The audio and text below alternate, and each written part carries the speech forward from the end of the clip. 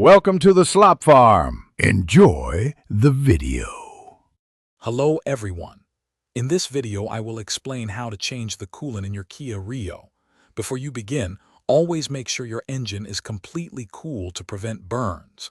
Safety is paramount, so please wear appropriate safety gear, including gloves and eye protection.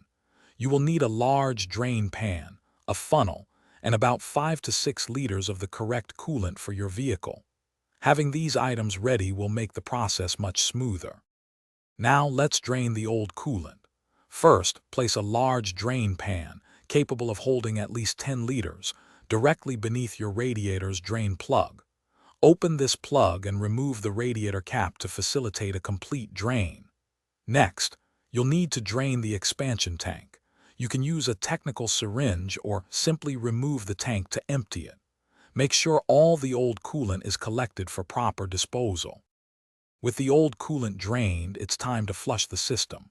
Close the radiator drain plug tightly. Fill the radiator with distilled water. Start your engine, turn the heater to its highest setting, and let it run until it reaches normal operating temperature. Then, drain the water. Repeat this flushing process with distilled water until the water coming out is completely clear. Finally, slowly fill the system with a 50-50 mixture of new, approved coolant and distilled water. The final, crucial step is bleeding air from the system.